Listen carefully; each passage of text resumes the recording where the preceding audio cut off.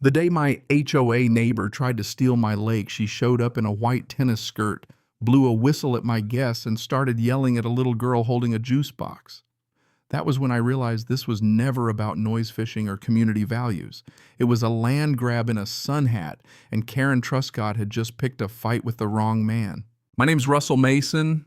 I'm 45, and I moved to the Sierra Nevadas because I was tired of noise office, noise city noise, the fake urgency of people who treat paperwork like a weapon. I used to be a corporate attorney in Sacramento. I made my money, got out early, and bought back a piece of family history, 20 acres, an old cabin, a dock, and a private lake my grandfather once ran as a summer campground. I restored the place myself. I wanted silence, water, pine trees, and the comfort of knowing every inch of that land was mine legally and cleanly. No easements, no shared access, no confusion. Then they built Lake Pines Estates across the water. You know, the kind of subdivision, identical homes, identical mailboxes, identical people pretending rules are a personality. I ignored them. We had forest and water between us, and what I assumed was a shared respect for boundaries. Then Karen found me. I'd heard about her first. HOA president, clipboard in hand. The kind of woman who says per policy like she's reading scripture. Still, I didn't think she'd matter until one July weekend when I drove to Reno and left the place to old friends from Sacramento, couples, kids, coolers, fishing rods, good people. On the way back, I saw trash near the trailhead that wasn't theirs. Cheap soda cans, neon chip bags, a broken toy. Then I heard shouting. When I rounded the bend, Karen was standing at my shoreline in bright white tennis clothes, waving a clipboard and screaming at my guests like she owned the lake. One of my friends, Tanya, was holding her crying daughter. Two of the men had stepped in front of the kids. Karen was pointing and barking, "You are not registered residents. This shoreline is subject to HOA rules. You are trespassing. Trespassing. On my dock. On my land." I got out of the truck, walked right up to her and said, "This is private property. You have 60 seconds to leave before I call the sheriff and report criminal trespass." She started talking, so I raised my phone and hit record. "You are on camera harassing my guests and making false legal claims. Leave, now." I watched the confidence drain out of her face. She backed up, turned around, and marched into the trees without another word. My friends tried to shake it off, but the day was dead. By sunset, everybody had gone home early. I stood alone on the dock that night looking across the water at those neat HOA houses and knew one thing for sure: Karen wasn't done. The next week proved it. First came a county inspector because someone reported I was leaking fuel into the lake from a motorboat. I showed him my electric skiff. Case closed. Then came environmental resources because somebody said I'd cut protected pines inside a buffer zone. I showed them storm cleanup and untouched trees. Also closed. Then came the fire marshal because someone reported illegal open flame use during burn restrictions. He inspected everything and found nothing. That's when I understood the game. Karen didn't need proof I'd done anything wrong. She just needed enough complaints to make me look like a problem on paper. Sitting on my porch that night, listening to the water and the wind, I thought about how easy it is to weaponize bureaucracy. You don't need truth. You just need a phone, a grudge, and enough arrogance to think the system belongs to you. A few days later, she escalated. I came back from repairing an old trail marker and found a freshly planted sign beside my dock. Community Access Zone HOA Use Only. Under it sat a plastic bench and a laminated flyer for the Lake Pines annual fishing tournament. Western Shoreline Launch Point, my shoreline, my dock line. I filmed everything and called the sheriff. Deputy Alvarez showed up polite but uneasy. He told me the HOA had claimed an old public access agreement gave them shoreline rights. I took him inside, opened my file box, and laid out the paper trail original deed revoked, campground lease transfer records, updated plat map, certified surveys. He flipped through the documents and muttered, "Well, that's pretty damn clear." "Yeah," I said. "Funny how facts do that." By dusk, the bench was gone, but the sign stayed. That night, I checked the HOA website and found a stylized map showing my dock as Western Community Shoreline Access backed by a permit number that did not exist. That was the moment Karen stopped being a nuisance and became an opponent. She thought I was just some quiet guy in the woods. She had no idea I used to make a living destroying fraudulent paper trails.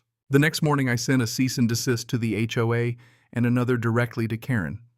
Trespass. Interference with property rights. Fraudulent access claims. Unauthorized signage. I attached survey coordinates, still images, and a deadline. Then I backed up every camera clip and filed complaints with the sheriff, the assessor, and the planning office. By the end of the week, I'd hired a surveyor for a fresh GPS boundary map and filed suit. I didn't care about money, I cared about record. Once a lie enters the court system, it stops being gossip and starts becoming evidence. Then came the twist. An HOA board member named Marty Wickham emailed me from a personal address. Subject line: "You were right. Marty told me Karen had installed the sign without a board vote, used a map she claimed came from the county, and pressured the board to stay quiet." Then he forwarded internal emails. In one of them, Karen bragged that if they controlled the narrative, they could pressure the county before I had time to respond. That was all I needed. I called Naomi Zeller, an old friend from Sacramento and one of the best municipal litigators I know. She drove up with 2 paralegals and a forensic document analyst. We compared Karen's map to the county survey and found exactly what I expected: altered boundary lines, a fake trail near my dock, and a bogus permit number. Naomi took one look and said, "Oh, she's in real trouble." Marty sent one more gem in email chain where Karen talked about pushing my shoreline into community designation if they moved fast and shaped public opinion before I could fight back. There it was. Not concern, not fairness. Power. We sent the whole package to the district attorney and county offices: videos, maps, metadata, complaint history, internal emails. Then the local paper that had painted me like some angry mountain hermit wanted an interview. This time I gave them one. I showed the reporter the real deed, the real survey, the footage of Karen screaming at my guests, and the video of a handyman drilling that fake sign into my shoreline while Karen supervised. 2 days later, the headline flipped. Suddenly, I wasn't the villain anymore. Karen was. She reacted the only way people like her know how. She escalated again. She found a county councilman hungry for headlines, stirred up a petition, got an environmental group parroting her talking points, and pushed for a live-stream town hall on public access and stewardship. It was an ambush dressed up as civic dialogue. Naomi told me to go anyway. The courthouse room was packed. Karen arrived in a power suit carrying a binder full of fantasy.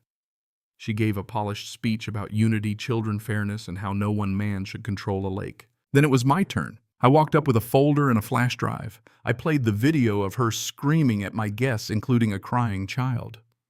I showed the real deed, the real survey, the altered map, the fake permit number, and the email where she talked about controlling the narrative. You could feel the room change. Then I said the only thing that mattered. The law is not a mood. It's not a slogan. It's not whatever story gets repeated the loudest. It's record, fact, title, boundary. And the fact is, this lake is private property, lawfully owned, responsibly maintained, and targeted by an HOA president who forged documents because she thought a loud enough lie could become truth. Dead silence. By the end of the night, the council tabled the access review pending legal outcomes. After that, Karen's little kingdom started cracking. The flyers vanished. The petition stalled. Her supporters got quiet.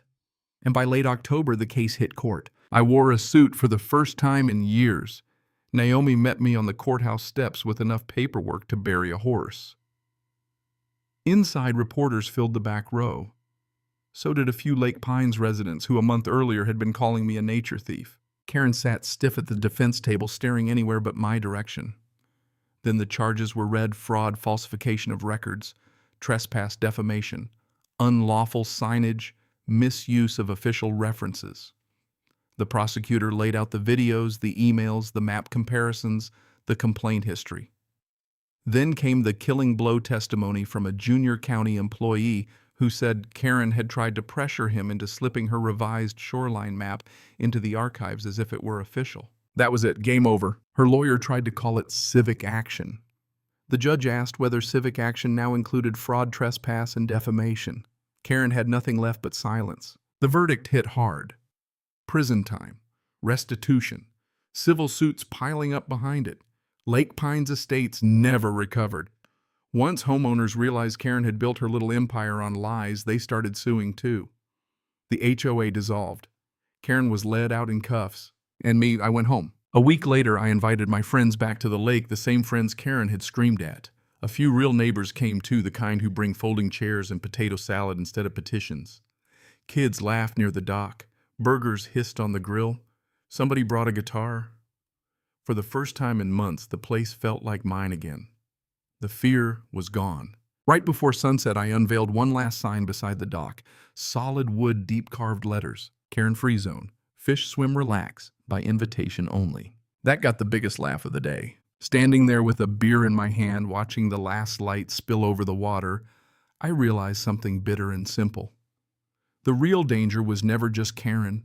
It was how easily people believed her because her lie sounded noble. Share nature. Protect the lake. Think of the community. Pretty words. But pretty words in the mouth of a greedy person are just theft wearing perfume. Peace, I learned, doesn't protect itself. Sometimes you have to defend it. Sometimes karma doesn't arrive like thunder either.